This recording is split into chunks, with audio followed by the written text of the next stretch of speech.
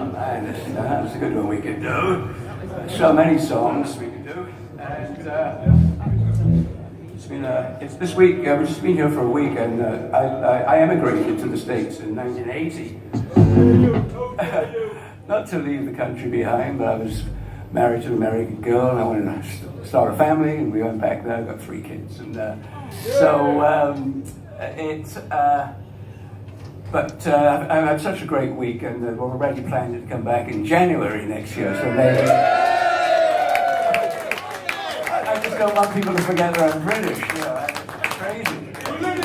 I thought I had an impact, but I guess not. But I've got the grey-haired gentleman that you see on stage doing our equipment. That's my very first road manager, Brian. He's been on and off with me since the first days. And I'm so, yeah, you could give Brian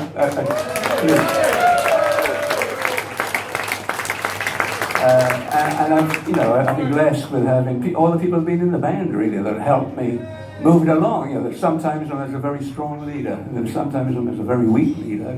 And then I had people to, shoulder the burden. It was great. Brian got me some gigs early on, and I opened up for Cream in their first London gig, and Brian got me the gig. So thank you, Brian. So many things he's done for me. He's still with me. He's selling the CDs tonight, so have a chat with him because he knows all about the old days. He won't tell any stories about me because it'll incriminate him as well, Those days, that we managed to hide them, I saw a YouTube of a young girl, I think she was 13, and she played this next song better than I play it now, so somewhat intimidated, but we're going to do it. Thing called Tell Mama.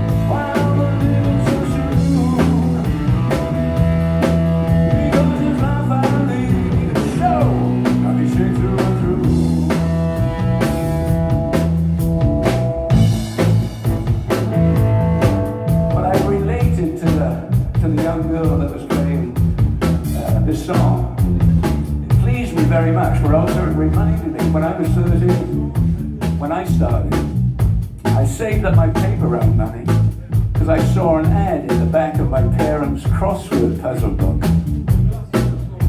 And it said, you know, send away for this guitar. Or you could, right next to it was the ad for Charles Atlas, you know, so you could get the guitar, you could get the muscles. And the headline, really, the headline got me. It said, make friends at school. So I thought, okay, I'll get the guitar and I'll make some friends. So I sent my, I don't know, 5 shillings and 6 pence, I think. I sent it away and nothing happened for like weeks and weeks. There were scams going on back then, and so I thought, that's it. One day I happened to look out of the window. Oh, I was probably always looking out the window. And I saw the postman walking down the street with this big box. So I thought, man, that's it. That has to be my guitar. I ran down to the front door and I got the box. Didn't tell my parents anything. I went up to my bedroom and I opened the box. Can you imagine the excitement? The manufacturers failed to tell me it came unassembled, you know. It was like balsa wood, and it had glue. And it had instructions that weren't in Chinese, so I was ahead of the game, you know.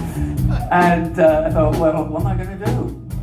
But I had just put together, about a year before, my Japanese transistor radio. Guys my age will remember we did that. We sent away for the parts and put it in. I figured if I could put together the Japanese transistor radio, I could put together the guitar, which I did. And I stayed in that room for, had to have been 3 years with all my records practicing. And that was another lie from the manufacturer. I didn't make any friends at school, you know, it was pretty crazy. But I came out after 3 years and guess what? I could play the guitar! Hey! Hallelujah! Of course, at that age, I was just turned, you know, late 15. I thought, man, I'm a genius. Now I know what the moral of the story is. You can do anything you want in life. You just got to lock yourself in the room for at least 3 years to do it.